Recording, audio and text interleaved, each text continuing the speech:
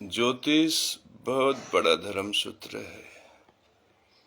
आज मैं आप सब लोगों को बताऊंगा धर्म सूत्र के आधार पर कि क्यों मटके में पानी पीना, मिट्टी के मटके में पानी पीना संसार में सर्वश्रेष्ठ है।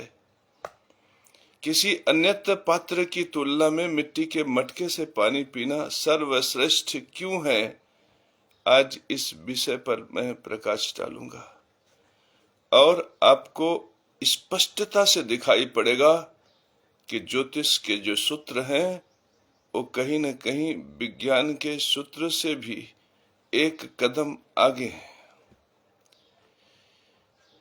मेरे जो परम शिष्य हैं वे ज्ञान की शीर्षतम अवस्था में हैं, क्योंकि कभी कभी कुछ अज्ञानता कुतर्क को और शास्त्र को जन्म दे देते हैं। जैसे ब्रह्म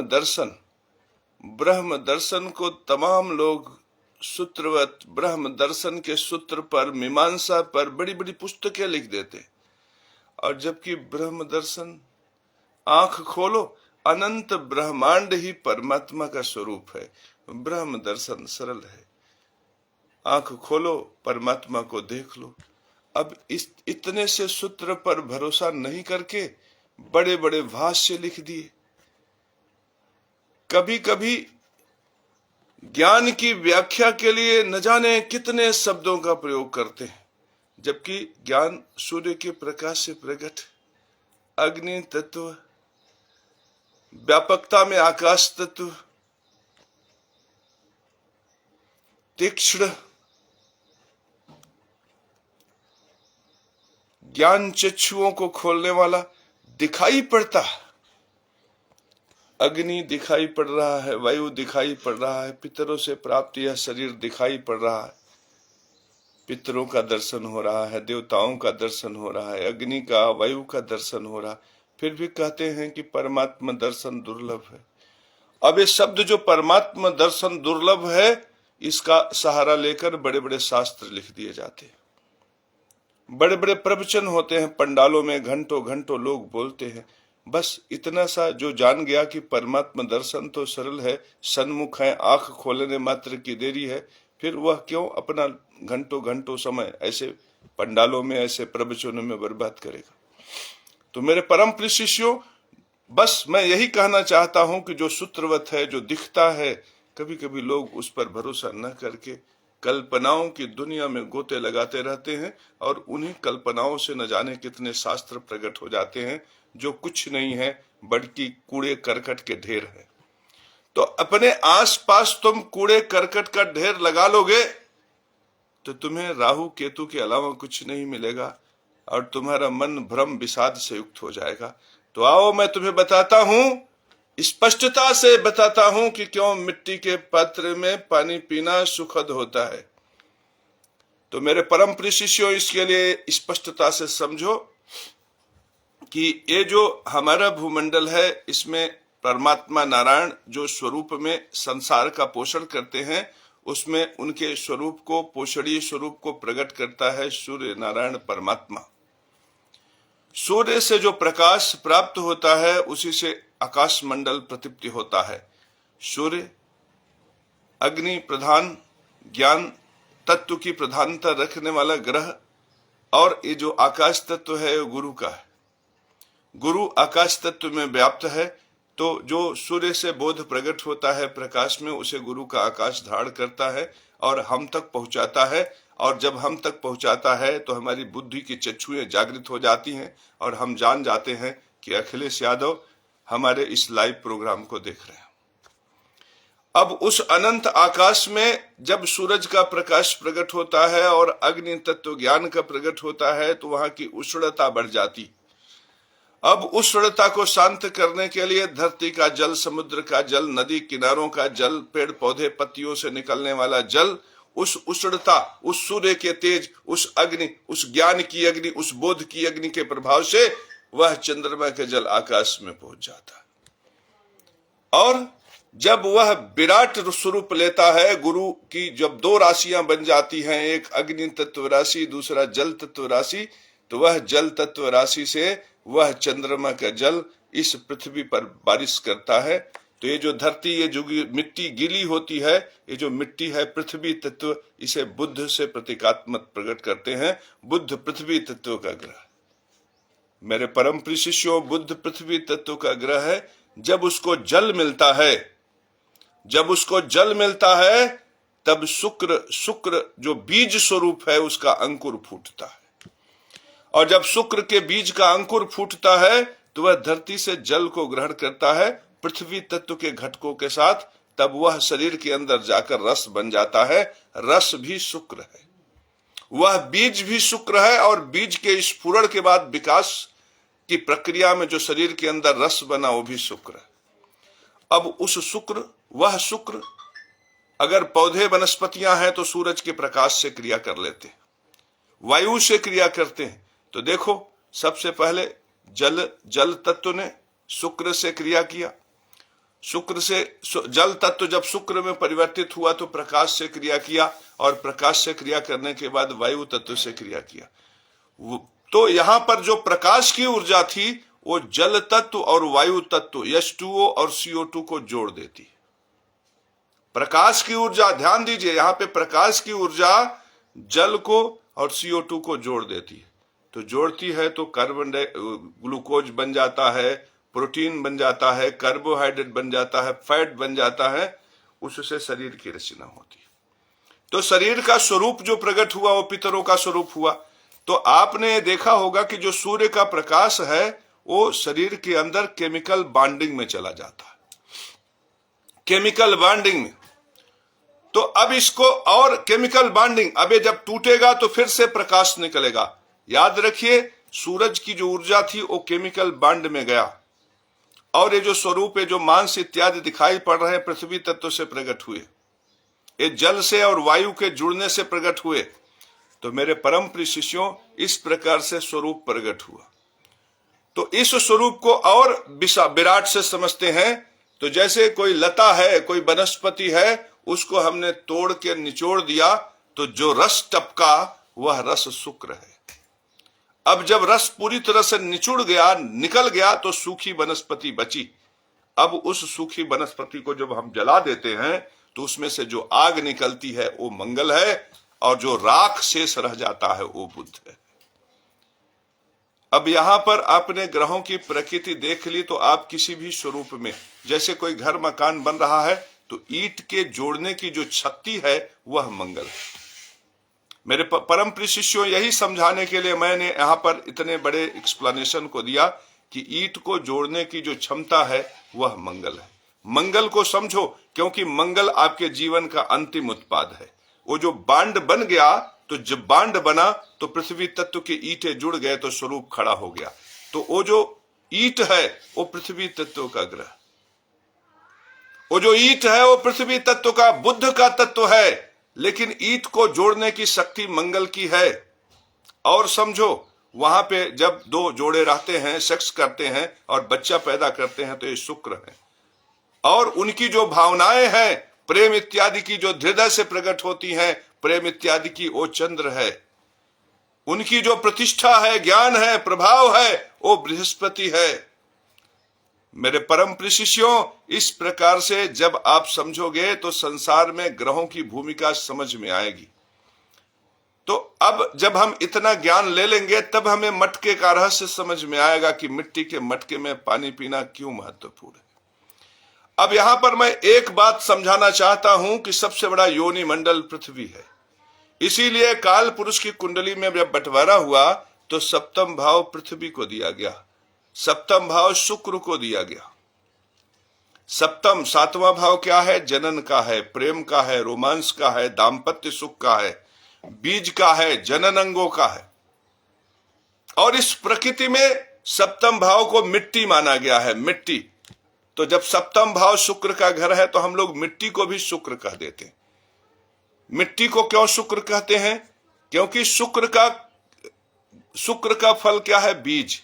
शुक्र का फल है जनन, शुक्र का फल है योनि, शुक्र का फल है गर्भ, प्रेम, रोमांस, सुंदरता, सौंदर्य। ये सब के सब गुण आपको मिट्टी में मिलेंगे। मिट्टी में बीज पड़ गया, वह योनि बन जाती। बीज थोड़ा सा जल मिला तो अंकुरित हो जाता है, पौधा बन जाता। तरह तरह के बीज को धारण कर उसे फल में, उसे वृक्ष में, मनुष्य तक के बीज को धारण करने वाली ये धरती माता सबसे बड़ी योनि स्वरूपा है।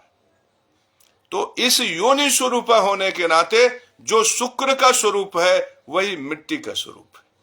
मेरे परम प्रिय शिष्यों, इसीलिए शुक्र को मिट्टी माना गया है।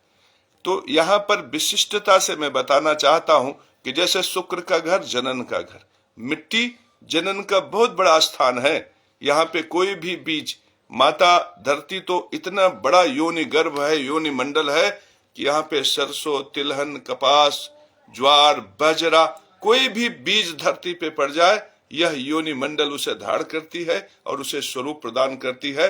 यह गर्भस्थली है, इसलिए यह शुक्र का प्रतिनिधित्व कर रही है, ये बीज के पोषण का प्रतिनिधित्व कर रही है।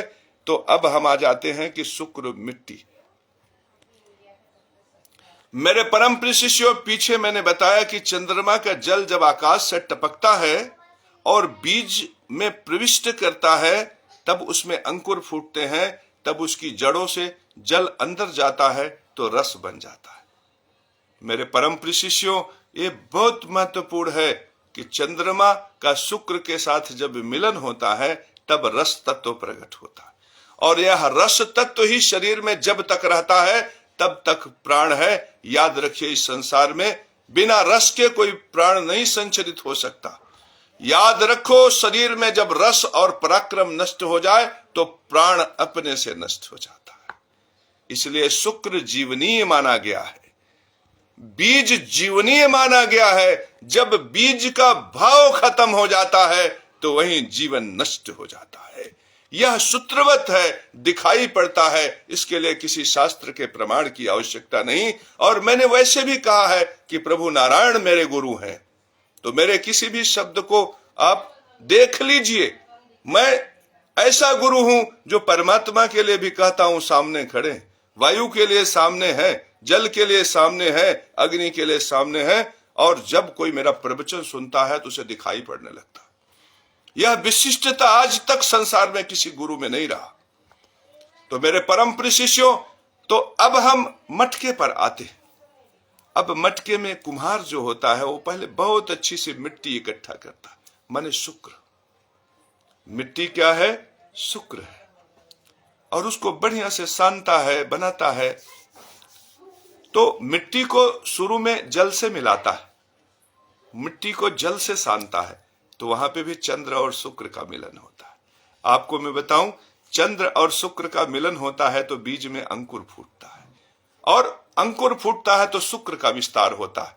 तो शुक्र जीवन में केवल रस नहीं है, रस को संसार में यदि ले आओगे तो रस क्या है? धन ही रस है। इसीलिए शुक्र को धन का भी स्वामी माना गया है। क्यों? क्योंकि रस आनंद में है। भोजन में रस है, मिठाई में रस है, रसगुल्ला में रस है, चाट में रस है, फुल्की में रस है, पनीर चिल्ली में रस है, और ये रस धन से प्राप्त होता है। इसीलिए शुक्र को धन का भी स्वामी माना गया है। इसीलिए शुक्र को खजाने का भी स्वामित्व दिया गया है। जिसका शुक्र अच्छा होता है उसके लिए धन, वैभव, ऐश्वर्य, खजाना, स्त्री, रोजी रोजगार, काम धंधा सरल हो जाता है। इतना बड़ा सूत्र है शुक्र का। जिसके जीवन में शुक्र नहीं, वो पितृ दोष वाला काल कुलसित मनुष्य, आंखें दबी हुई, निराशा झलक रहा है, मुंह से लार टपक रहा है, हड्डियां दिख रही हैं। जब रस ही नहीं है शरीर में, रस का मतलब बीज जो वीर्यवान नहीं है इस संसार में, वह शरीर से हीन इस संसार में सिर्फ निंदा का पात्र है। और जिसके अंदर रस भरा हुआ है वो सौंदर्य से युक्त, अगर कोई महिला है और अगर उसमें रस भरा हुआ है, बस लोगों की नजर उस पर टिकी हुई। कोई पुरुष है केशव महाराज की तरह, अगर उसके शरीर में रस भरा हुआ है तो बरबस ये जो सुरेश नाथ है हाथ जोड़े खड़े, ये परमानंद को प्रदान करने वाला। ये आंखें देखो, ये गाल देखो, ये परम आनंद ऐसे ही प्रदान करने वाला, ये वैभव स्वरूप है। शुक्र के विस्तार में ये सब प्रभावशाली स्वरूप में प्रकट है। तो शरीर में रस है शुक्र, तो शुक्र का प्रतिनिधित्व मिट्टी कर रहा। और शुरू में कुम्हार जब मिट्टी को बनाता है तो चंद्रमा का जल और शुक्र का मिट्टी दोनों मिला के छोड़ देता है, पकता है, फिर उसको छानता है, मिट्टी के अंश को ही शेष रख के शेष राहु केतु कंकड़ पत्थर सब निकाल देता, अशुद्ध रस को निकाल देता, केतु के रस को निकाल देता। रस दो प्रकार का होता है, शुद्ध रस शुक्र, अशुद्ध रस केतु। जैसे जब आप भोजन करते हैं तो जितने से प्रोटीन फैट कार्बोहाइड्रेट बन गया वो शुद्ध रस, लेकिन जो uric acid, SGOT, PT, glyceride, fat, जो अनवांटेड फैट्स हैं, ये सब क्या है? केतु। अगर ये शरीर में रह जाए तो रोग पैदा हो जाता, तो इनको पेशाब के मार्ग से, मल के मार्ग से निकाल दिया जाता है। तो केतु अशुद्ध रस है। इसी तरह से उसने अशुद्ध रस को, केतु राहु को छान कर अलग कर दिया। अब मिट्टी शुक्र, शोधित मिट्टी बची। शोधित मिट्टी को चंद्रमा के साथ मिलाकर उसने साना, मर्दन किया, और मर्दन करने के बाद उसने बल से पीट पाट के उसकी मटकी बनाई। और मटकी बनाने के बाद उसने कहां रखा? सूरज के प्रकाश में रखा। तो सूरज के प्रकाश की ऊर्जा को ग्रहण कर उसके अंदर की जो बॉन्डिंग थी और मजबूत हुई। तो सूरज के पूरे प्रकाश को उस मटकी ने ग्रहण कर लिया। अब देखो यहाँ पे जो मटकी है वह मटकी नहीं है, उसमें शुक्र है, उसमें अब चंद्र का अंश है, और उसमें कहां का अंश है? सूर्य का अंश। सिर्फ इतना ही नहीं हो रहा है, अब इसके आगे देखो। इसके आगे उसे अलाव में रखकर जब पकाया जाता है तो मंगल की आग उसे मिलती है। मैंने आपसे क्या कहा कि जब किसी रसदार वनस्पति को ले आइए, निचोड़ दीजिए, तो जो रस निकल गया वो शुक्र है, और शुक्र के बाद जो शेष बचा उसमें से पूरी तरह से रस निकाल दोगे तो सूख जाएगा, और जब सूख जाएगा तो उसे जला दो। तो जलाने में जो आग निकलती है वो मंगल है, और जो राख निकलती है वो बुध है। तो मेरे परम प्रिय शिष्यों, जब उसके उपले के आग पर पकाते हैं तो उस मटके में मंगल घुसता है। तो मंगल की जब ऊर्जा मिलती है तो न जाने कितने बॉन्डिंग्स में वो ऊर्जा घुस जाती है, जिसकी वजह से वो केमिकल बॉन्ड स्ट्रांग हो जाते। ठीक उसी तरह से जब सूर्य से ऊर्जा प्राप्त करके मंगल प्रकट हुआ, जो ग्लूकोज, कार्बोहाइड्रेट, प्रोटीन में बॉन्डिंग का काम किया, hydrogen bonding, chemical bonding, ionic bonding, covalent bonding, subordinate, coordinate bonding, जो ये बॉन्डिंग हुआ, जो कोहिसिव, एडहिसिव फोर्स जितने भी लग गए, वे सब के सब यहां प्रकट हुए मंगल के बल से। तो इसका मतलब उस मटके में मंगल की ऊर्जा आ गई। अब देखिए, मटका जब तैयार हुआ तो उसमें दो अंश है। अभी जल का अंश अब नहीं है, अब उसमें दो अंश है। एक अंश शुक्र का है और दूसरा अंश मंगल का है। मंगल शरीर में निर्माण का काम करता है, और तीसरा अंश सूर्य का है। सूर्य हमारे शरीर में हड्डियों का ढांचा बनाने का, शरीर को स्वरूप प्रदान करने का। आप जानते हो ज्योतिष शास्त्र में शरीर को, शरीर के भाव को के कारक ग्रह दो ग्रह हैं, एक मंगल, दूसरा सूर्य। इस शरीर के निर्माण में सबसे बड़ी भूमिका मंगल की है, क्योंकि वो सीमेंट का काम करता है, और सूर्य स्वरूप प्रदान करता है, ढांचा, हड्डियों का ढांचा सूर्य। वैसे तो सूर्य की भूमिका बहुत बड़ी है, लेकिन हम संक्षेप में एक मानक बना के कि हड्डियों का ढांचा सूर्य है, और उस ढांचे में मांस को क्रमबद्ध तरीके से जोड़कर भरने का काम, जो ऊर्जा का काम, जो सीमेंट का काम है, वह मंगल का काम, और ईंट देने का काम बुध का है, और उसको ऊर्जा रस प्रदान करने का काम शुक्र का है। तो अब मटका तैयार हो गया, उसमें शुक्र और मंगल का अंश है, उसमें छुपा हुआ सूर्य का भी अंश है। सूर्य, मंगल, ये दोनों मिल गए तो शरीर के लिए क्या हो गए? पोषणी हो गए, और शुक्र रस को बढ़ाने वाला। मेरे परम प्रिय शिष्यों, जब उसमें हम पानी से मटका भर देते हैं तो वहां पे चंद्र आ जाता है। ध्यान से समझिए, चंद्र आ जाता है। चंद्र मंगल के साथ मिल जाता है तो महालक्ष्मी योग बनता है, और चंद्र शुक्र के साथ अगर मिल जाए तो कलानिधि योग बन जाता। अब ऐसे मटके को जहां पे चंद्रमा शुक्र से मिल रहा है, तो बहुत बड़ी बात है कि रस तत्व का सृजन होगा। रस तत्व का सृजन, मेरे परम प्रिय शिष्यों, समझने का प्रयास करो। रस बनेगा, और रस बनेगा तो अगर ऐसे रस को तुम ग्रहण करते हो तो तुम्हारे होठ खिल जाएंगे, तुम्हारी आंखों में एक सुंदरता प्रकट हो जाएगी, तुम्हारे टीके में बल आ जाएगा। मेरे परम प्रिय शिष्यों, इतना ही नहीं होगा, ऐसे मटके के पानी को पीने से तुम्हारे अंदर वो चंद्रमा शुक्र के मिलने से उसमें रस तत्व तो पहले से आ गया, और जब ग्लास से तुम पानी पीते हो तो वह रस तत्व शरीर में जाकर नव निर्माण, विविध प्रकार के निर्माण, विविध प्रकार की व्यवस्थाओं को जन्म देने वाला हो जाता। फिर उस मटके के पानी से धन, वैभव और ऐश्वर्य बढ़ जाता। अब केवल इतना ही मत करो मटके का पानी पीने के लिए, तुम उसे कहां रखो? घर की उत्तर दिशा में रखो। घर के उत्तर पूरब में उत्तर की दीवार से सटा के रखो। ज्यादा उत्तर पूरब मत ले जाओ, क्योंकि उत्तर पूरब देवताओं का स्थान है, वहां पे कोई जूठा चीज नहीं होना चाहिए। तो आप उत्तर मध्य से थोड़ा पूरब में आप इस टंकी को स्टैंड बनाकर इस मटके को रख दो। अब ये स्थान जो हम बता रहे हैं, कुबेर का स्थान है, वरुण का स्थान है, जल का स्थान है, ये जल तत्व का स्थान है। तो जब ऐसे स्थान पर आप अपना मटका रख देंगे और उस मटके के टोटी से निकालकर रोज पानी पीना शुरू करेंगे, तो आपके शरीर में शुक्र के रस का संचार होगा, मंगल के तत्व का संचार होगा, सूर्य की ऊर्जा बढ़ेगी। और जब शुक्र का रस बढ़ेगा शरीर में तो क्या होगा?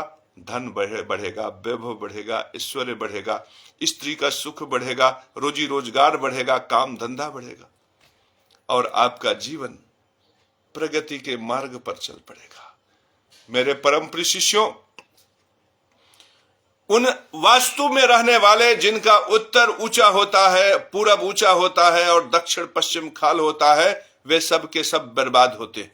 आप घरों में जाकर देख लो, वे सब के सब बर्बाद होते हैं, और इतना बर्बाद होते हैं कि रोटी रोटी के लिए महंग हो जाते हैं। उनके घर में भी यदि इस प्रकार की व्यवस्था हो जाए कि एक बड़ा सा स्टैंड लगाकर, बड़ा सा मटका रखकर उसमें पानी उत्तर की दिशा में भर के रख दिया जाए, और भर के रखने के बाद उसमें क्या कर दिया जाए, उसी पानी को निकाल कर पीना शुरू कर दें, तो उस महाविनाशक वास्तु में भी ऐसी परिस्थिति पैदा हो जाएगी कि घर परिवार के लोग, कुछ धन समृद्धि की स्थिति बनने लगेगी। कालांतर में यदि जगत गुरु केशव महाराज बन गए और आप मिल गए और आपके पास पैसा हुआ, तो आप मट्टी पटवा के दक्षिण पश्चिम उच्च कर लेंगे, तो वास्तु समस्या भी दूर हो जाएगी। तो मेरे परम प्रिय शिष्यों, यह इतना अद्भुत प्रयोग है मटके में पानी पीना। यह इतना अद्भुत प्रयोग है कि यदि कोई व्यक्ति धन समृद्धि चाहता है तो मटके में पानी पी।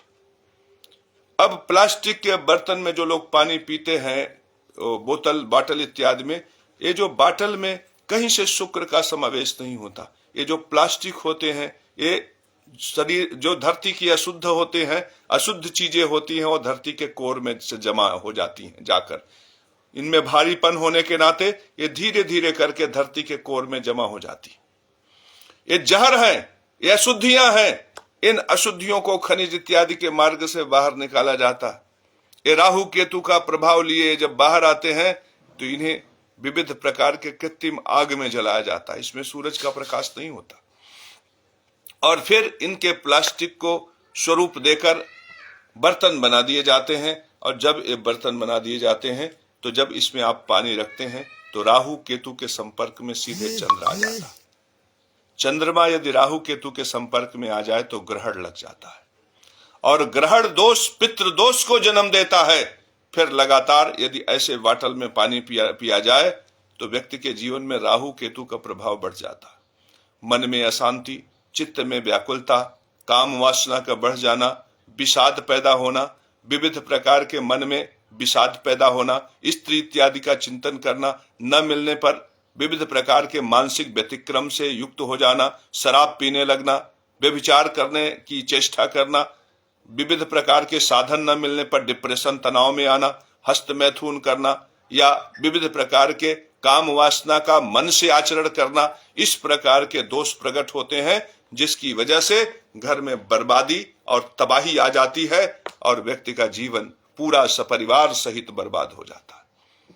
तो मेरे परम प्रिय शिष्यों, प्राचीन काल में आप देखो लोग मटके में पानी पिया करते थे और वे अपने आप को कहीं न कहीं चारित्रिक रूप से, शारीरिक रूप से 100 वर्ष तक फिट रखते थे। 75 साल की अवस्था में वानप्रस्थ संन्यास आश्रम में जाकर जंगलों में जीवन व्यतीत करते थे, फिर भी उनकी अवस्था में किसी भी प्रकार का कोई रोग विषाद जन्य परिस्थिति नहीं पैदा होती थी। तो मेरे परम प्रिय शिष्यों, यह परम प्रवचन बहुत ही विशिष्ट है। तुम प्रकृति को देखो, तुम्हें समझ में आ जाएगा। मैं तर्क नहीं कर रहा हूं या मैं विशिष्ट प्रकार का ऐसा भाष्य नहीं कर रहा हूं कि मैं किसी की उपेक्षा कर रहा हूं। मैं ये कह रहा हूं कि तुम देखो, तुम्हें सूरज दिख रहा, तुम चंद्रमा देख रहे हो, तुम गंगा को देख रहे हो, तुम शरीरधारी को देख रहे हो, तुम जगत गुरु केशव महाराज को देख रहे हो। सब परमात्मा स्वरूप में है, कोई पितृ स्वरूप में है, आप सबको देख रहे हो। फिर भी कोई गुरु ये कहता है कि तुम पितरों का दर्शन कभी नहीं कर सकते, तुम देवताओं का दर्शन कभी नहीं कर सकते, तुम परमात्मा का दर्शन कभी नहीं कर सकते। और वो प्रवचन लंबा चलता जा रहा, सदियों सदियों से चला आ रहा। परिस्थिति ऐसी है कि आप विस्मृत होते जा रहे हो, कंफ्यूज हो जा रहे हो, बदहाल हो जा रहे हो, तड़प रहे हो, बेबस हो रहे हो, और अज्ञानता में आपकी अवस्था वही हो रही है कि डर से, भय से कपकपाए जा रहे हो, और इस भाव से कि क्या होगा मेरा, क्या होगा मेरा, डरे भी जा रहे हो। तो मेरे परम प्रिय शिष्यों, इस डर को हटा दो, इस असमंजस की स्थिति को फेंक दो और परमात्मा तत्व से सीधे सीधे साक्षात्कार करो और सीधे उस भाव से युक्त होकर। कोई हमसे पूछता है कि ज्ञान की प्रकृति क्या है, ज्ञान कैसा है, क्या ज्ञान को आपने देखा? अरे ज्ञान सरल है। अगर हमारी परिभाषाओं को तुम स्वीकार कर लो तो ज्ञान बहुत सरल है। ज्ञान को बताना, ज्ञान को समझाना, अरे ज्ञान प्रकट कहां से होता है?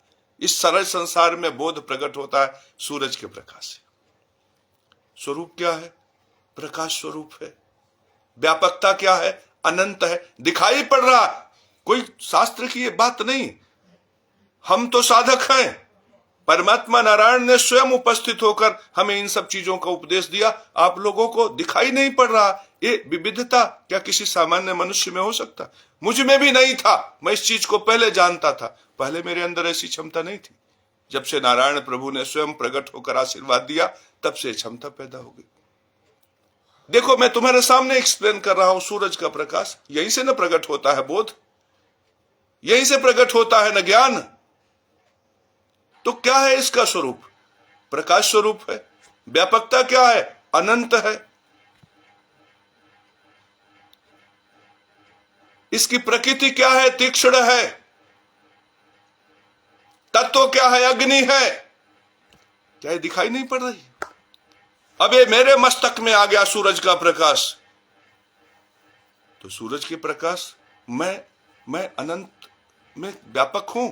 मैं नहीं हूं, मैं शरीरधारी नहीं हूं, लेकिन मेरा बोध सूरज पे चला गया, चंद्रमा पे चला गया, तारों पे चला गया, तारों के पार भी चला गया। क्यों? बोध व्यापक है कि नहीं? और मेरा जो बोध है वो तो ये दो सालू पालीवाल है, यहां भी पहुंच गया। और मेरा बोध तो यहां तक पहुंच गया कि ज्योति अवस्थी कौन है जाने। ये अनिल त्रिपाठी, मेरा बोध तो इनके पास भी पहुंच गया। सोचो कितनी जल्दी जल्दी मेरी बोध को की यात्रा हो रही। अर्थात मेरा बोध भी अनंत स्वरूप में व्याप्त है। अब किसी व्यासपीठ पे बैठे पंडित से मत कह देना, वो लड़ लेगा, वो लड़ाई कर लेगा, उतर आएगा अपने मंच से नीचे, कहेगा मेरे गुरु ललन पाठक ही बोध स्वरूप है, तुम कहना मत दोबारा। और अगर मैंने कह दिया केशव महाराज की मैं ब्रह्मदर्शी हूं, तो कहेंगे वो फला जगत गुरु तो ब्रह्मदर्शी अपने को नहीं कहे, आप कैसे कह दिए? और कहीं भूल से हमारा परम शिष्य अनिल त्रिपाठी ने कह दिया कि मैं ब्रह्मदर्शी हूं, तो हंगामा हो जाएगा। केशव महाराज ने कह दिया ब्रह्मदर्शी, तब तो ठीक है, लेकिन इन्होंने कैसे कह दिया?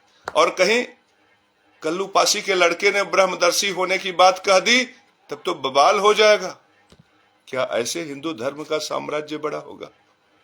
सत्य को नकार कर असत्य के धरातल पर यदि तुमने अपने आप को खड़ा कर लिया, तो क्या तुम वैष्णव धर्म के व्यापकता को विश्व व्यापक कर पाओगे? जो यथार्थ धर्म है, इस संसार का हर प्राणी ज्ञान यज्ञ के बिना नहीं रह सकता, पितृ यज्ञ के बिना नहीं रह सकता, देव यज्ञ के बिना नहीं रह सकता, जो सनातन धर्म का सूत्र है। और हर प्राणी सनातन धर्म में जी रहा है। सिर्फ तुम्हें जगाना है, लेकिन तुम्हारी योग्यता इतनी कम है, इन जगत गुरुओं की योग्यता इतनी कम है, इन शंकराचार्य की योग्यता इतनी कम है कि इस संसार को जागृत नहीं कर पा रहे। अरे जागृत तो वो होंगे तब जब उन्हें बोध की बातें बताओगे। तुम तो नफरत के सूत्र से उन्हें जगाना चाहते हो। तुम तलवार लेके खड़े हो कि कहो जय श्री राम, नहीं तो गर्दन काट देंगे। वे कभी जय श्री राम नहीं कहेंगे। लेकिन जब उन्हें बोध होगा कि अरे मैं भी सनातनी हूं, मैं भी ज्ञान यज्ञ कर रहा हूं, मैं भी पितृ यज्ञ कर रहा हूं, मैं भी देव यज्ञ कर रहा हूं, वे जागृत हो जाएंगे। और फिर वे कहने लगेंगे हरे रामा हरे कृष्णा कृष्णा कृष्णा हरे हरे, हरे रामा हरे कृष्णा हरे रामा हरे कृष्णा, ऐसे कहने लगेंगे। और तब तुम्हें रसिया से, ब्राजील से, इंग्लैंड से, अमेरिका से, यूक्रेन से, कुवैत से, पाकिस्तान से, बांग्लादेश से, बुल्गारिया से, युगांडा से, युगोस्लाविया से, चिकोस्लाविया से, सब जगह से हरे रामा हरे कृष्णा सुनाई पड़ने लगेगा। यह क्रांति घटित होगा तब जब तुम बोध स्वरूप होकर खड़े हो जाओगे। ऐसे नहीं घटित होगा कि तुम ये कहो कि जय श्री राम कहो, नहीं गर्दन काट देंगे। ये सूत्र ही नहीं है धर्म के प्रसार का, बल्कि इससे तो जंग छिड़ जाएगा और कालांतर में अपनों में ही विरोधाभास पैदा हो जाएगा। क्योंकि प्रेम पितृयज्ञ का गुण है। प्रेम से विस्तार हो सकता है, क्योंकि प्रेम करोगे तो नैना मिलेंगे, और जब नैन मटक्का होगा तो मुस्कुराहट होठों पे प्रकट होगी, और जब प्रेम बढ़ेगा तो आलिंगन भी होगा, और जब आलिंगन होगा तो प्रेम के प्रसाद के स्वरूप में पुत्र भी प्रकट होगा, और जब पुत्र प्रकट होगा तो 2 से 3 हो जाओगे। मेरे परम प्रिय शिष्यों, ये प्रेम जोड़ने का काम करता है, ये विस्तार को बढ़ावा देता है। हमारे क्रिश्चियन भाइयों ने हमारे ही सनातन धर्म से पितृयज्ञ का एक सूत्र ले लिया, प्रेम का। कहा तुम दुखी हो, मेरा प्रभु यीशु आएगा, तुम्हारे दुखों को दूर करेगा। तुम्हारे जीवन में प्रेम नहीं है, चिंता मत करो, मेरा प्रभु यीशु आएगा, तुम्हारे जीवन में प्रेम का संचार करेगा। तुम्हारे जीवन में जनन का सुख नहीं है, चिंता मत करो, मेरा प्रभु यीशु आएगा, तुम्हारे जीवन में जनन का सुख प्रदान करेगा। तुम्हें पुत्र नहीं है, घबराओ मत, मेरा प्रभु यीशु आएगा, तुम्हारे जीवन में पुत्र का संचार करेगा। कदम कदम पर प्रेम, कदम कदम सूत्र में ही प्रेम डाल दिया। परिस्थिति क्या हुई? हमारे ही हिंदू भाई न जाने कितने क्रिश्चियन हो गए। वो क्रिश्चियन धर्म जो आज के कुछ वर्षों पहले, आज के 800, 700, 1000 साल पहले, वो क्रिश्चियन धर्म जो 10% भी नहीं था, आज संसार का सबसे बड़ा धर्म बन गया। एक सूत्र से, केवल प्रेम के सूत्र को उसमें पिरो दिया। माता गायत्री के उस सूत्र को ले लिया जो सबसे विशिष्ट था। और यहां पे जो सबसे बड़ा गुरु है वो नफरत से भरा हुआ है। वो नफरत से भरा हुआ है। एक शिखड़ी राधा मां के रूप में प्रकट होती है, माता दुर्गा की शक्ति के प्रभाव में 4 लोगों को आशीर्वाद देती है। थोड़ा सा वैभव उसका बढ़ जाता है तो इनको बुरा लग जाता है। वो कहते हैं महामंडलेश्वर नहीं हो सकती। उन्होंने उसका रास्ता बंद कर दिया। अब इंग्लैंड से कोई खड़ा होगा, अब अमेरिका से कोई खड़ा होगा, अब बुल्गारिया से कोई खड़ा होगा? कभी खड़ा नहीं होगा। लेकिन दूसरी तरफ क्रिश्चियनों ने क्या किया? हमारे यहां से यदि कल्लू पासी का लड़का खड़ा हो गया क्रिश्चियन बनने के लिए, कालांतर में मैंने देखा कि उसी को उन्होंने पादरी बना दिया, उन्हीं को पुजारी बना दिया, चर्च का सबसे बड़ा देवता उनको बना दिया। एक तरफ उतना सम्मान और दूसरी तरफ इतना तिरस्कार। एक तरफ इतना प्रेम, दूसरी तरफ इतनी घृणा। अब तुम सुनिश्चित करो कि कौन सा धर्म बढ़ेगा, कौन सा धर्म विराट को प्राप्त होगा। यद्यप संसार में सनातन है, तो सनातन का सूत्र कहीं लोग भूल न जाए, इसलिए जगत गुरु खड़ा है और आप लोगों से आग्रह कर रहा है कि तुम प्रेम के सूत्र को संचरित करो। परमात्मा तो प्रेम करने वाला। परमात्मा ने सबसे कहा कि पितृयज्ञ करो। पितृयज्ञ में तो जनन भी आता है, पितृयज्ञ में तो प्रेम भी आता है, पितृयज्ञ में शादी संस्कार भी आता है, पितृयज्ञ में भोजन भी आता है। परमात्मा ने सबसे बड़ा सूत्र दिया पितृयज्ञ का, क्योंकि सबसे ज्यादा दोष पितृ दोष से लोग पीड़ित हैं। तो तुम पितृयज्ञ का क्यों अपमान कर रहे हो, जो परमात्मा का दिया हुआ सूत्र? तुम मेरी बात को स्वीकार नहीं कर रहे हो। मैं कह रहा हूं कि तुम प्रेम भी करो, तुम जनन भी करो, तुम पुत्र भी पैदा करो, और तुम जो जय श्री राम कह दे, जय श्री नारायण कह दे, उसको गले से भी लगाओ। मैं तो सिर्फ तुमसे इतना ही कह रहा हूं कि तुम जो भी करो विधि पूर्वक करो। विधि अर्थात न्याय, न्याय के सूत्र को अपने जीवन में ले आओ। पेशकार को 1 लाख रुपया महीना मिल रहा है, कोई आपत्ति नहीं है, ये विधि पूर्वक है। लेकिन वो जो रिश्वत है वो अविधि है। तुम अपनी पत्नी से प्रेम करो, तुम उसके साथ सुख भोग संभोग विविध प्रकार के सुखों को भोगो, यह धर्म है। लेकिन अनाधिकृत तरीके से किसी के दाम्पत्य जीवन को तुम यदि प्रभावित करते हो तो यह अविधि पूर्वक है। मेरे परम प्रिय शिष्यों, तुम विधि पूर्वक व्यापार करो, कुबेर हो जाओ, अडानी हो जाओ, अंबानी हो जाओ, टाटा हो जाओ, बिरला हो जाओ, कोई दिक्कत नहीं है। लेकिन तुम दूसरे का जबरदस्ती अधिकार करके रिश्वतखोरी कमीशन खोरी से धनवान हो जाओ, इससे तकलीफ है। तकलीफ तुम्हारे धन से नहीं है, तकलीफ तुम्हारे गाड़ी से, वैभव से, मोटर से नहीं। तुम कपड़े की दुकान खोलो और प्रतिदिन 1 लाख रुपया रोज कमाओ, महीने का 30 लाख कमाओ। तुम अच्छे डॉक्टर बन जाओ, खूब पैसा कमाओ, हॉस्पिटल खोल लो, अच्छे से खूब पैसा कमाओ। लेकिन किसी को लूट कर बेईमानी से अविधि पूर्वक, जब तुम अविधि पूर्वक हो जाते हो, उसमें परमात्मा को तकलीफ है। केशव महाराज जो आचार्य है और उसको दक्षिणा में 500 रुपया जन्म कुंडली का देखने को मिल रहा है, अगर वो 500 रुपया लेकर अगर कुबेर बन जाए तो आपको आपत्ति नहीं होनी चाहिए, या मुझे भी आपत्ति आपके पैसे से नहीं होनी चाहिए। लेकिन अगर मैं बेईमानी करूं, मैं बलात् किसी का धन हड़प लूं, किसी को धोखा दे दूं, किसी को तकलीफ दे दूं, या किसी को के साथ ठगी हो जाए, बेईमानी हो जाए, चोरी हो जाए, ऐसी स्थिति में निश्चित रूप से ये अविधि पूर्वक है। तो मेरे परम प्रिय शिष्यों, जब व्यक्ति विधि पूर्वक यज्ञ करता है तो वह कुछ भी उपलब्धि हासिल कर ले, उसको हमें प्रणाम करना है, उससे हमें प्रेम करना है। आज क्या होता है, एक भाई अच्छे कर्म करके भी पैसा कमाता है तो दूसरा भाई अघोरी तांत्रिक के पास जाकर कहता है कि मेरा भाई तो बड़ा उन्नति कर रहा है, मुझे देखा नहीं जा रहा है। हे परमात्मन, हे गुरुदेव, हे जगत गुरु केशव महाराज, आप ऐसा नींबू में कांटा लगाइए कि मेरा भाई लंगड़ हो जाए।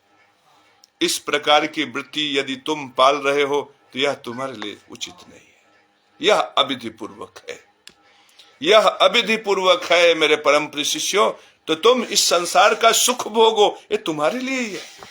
ये रसगुल्ला जो विधि पूर्वक बनाया गया है, ये तुम्हारे लिए है। हरे राम शुक्ला, तुम्हारे लिए, तुम इसका आनंद लो, इसके जायका का आनंद लो, लेकिन विधि पूर्वक मेहनत करो, परिश्रम करो, पैसा कमाओ, और 25 रुपए वाला रसगुल्ला बढ़िया सा बढ़िया सा टोकरी में रख के बढ़िया से चम्मच से उसका स्वाद लो, आनंद लो। ये जो 250-300 रुपया किलो इमरती मिलती है, हरे राम शुक्ला, ये भी तुम्हारे लिए। मेहनत परिश्रम से कमाओ और जाओ इमरती के दुकान पे बढ़िया सी इमरती खाओ। और शैलेंद्र शर्मा जी, आपके लिए भी ये दही जलेबी है, बड़े चाव से लोग खाते, आपके लिए है, आप भी खाओ। ये चाट, ये पकौड़ी, ये फुल्की, सब आप लोगों के लिए। लेकिन याद रखना, विधि पूर्वक। 1 महीने अच्छे भोजन की, 1 दिन फुल्की खा लिया, कोई बुराई नहीं, लेकिन रोज फुल्की भी मत खाना। नहीं तो वो भी शरीर के लिए विकृति पैदा कर देगा। तो मेरे परम प्रिय शिष्यों, इस संसार का वैभव, इस संसार का सुख सब तुम्हारे लिए, प्रेम तुम्हारे लिए है, भाव तुम्हारे लिए है। किसी में कोई बुराई नहीं है।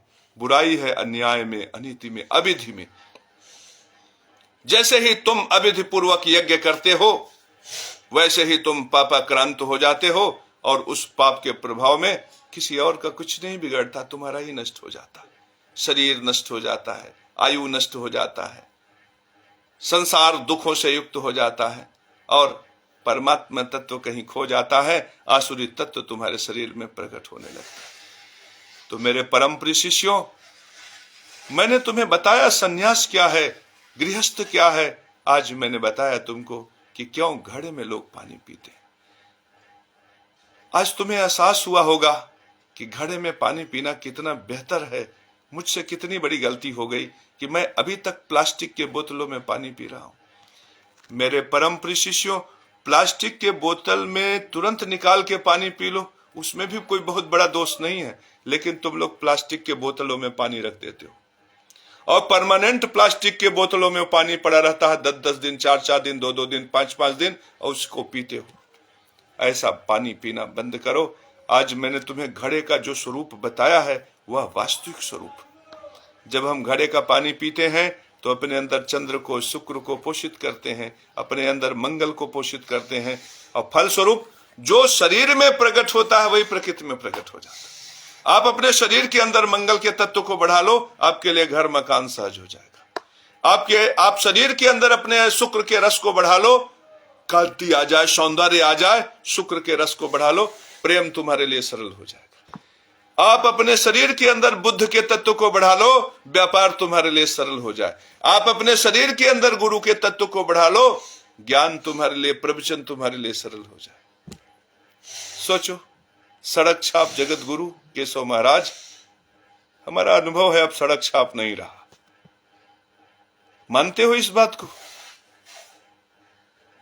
आज के 10 साल पहले जाओ देखो, फेसबुक पर जब मैं ऐसे ही प्रवचन देता था, ये कहानी आज की थोड़ी, ये 10 साल पहले से शुरू है। तब कोई नहीं देखता था, 2-4 लोग, 10 लोग देखते थे। अब 10 साल में मैंने क्या कहा कि अपनी परेशानी, पीपल, वृक्ष, इन्हें जड़ मत समझो, तुम प्रयास करते रहो, प्रकृति प्रकट होगी, मौसम बदलेगा। ये जेठ की दोपहरी जो तप रही है ये भी बीतेगी, सावन की सुनहरी सौगात लेकर आएगी, रिमझिम बरसात होगा और जिंदगी खिल जाएगी। रात की अंधेरी गहरी है, यदि तुम्हारी जिंदगी में तो चिंता मत करो मेरे परम प्रिय शिष्यों, ये जगत गुरु है तुम्हारे साथ। यदि रात की अंधेरी गहरी है तो चिंता मत करो मेरे परम प्रिय शिष्यों। यह इस बात का प्रमाण है कि सुबह का सवेरा सन्निकट है। रात की अंधियारी गहरी है तो मेरे परम प्रिय शिष्यों चिंता मत करो, क्योंकि सुबह का सवेरा सन्निकट है। सूरज उगने वाला है, लालिमा फैलने वाली है, तुम्हारे जिंदगी में सुखों का विस्तार होने वाला है। आज मेरे परम प्रिय शिष्यों इतना ही। तुम अपने जगत गुरु के प्रति अपने मन में प्रेम प्रकट करो, भाव प्रकट करो। आज इन्हीं शब्दों के साथ बोलो श्री लक्ष्मी नारायण भगवान की जय।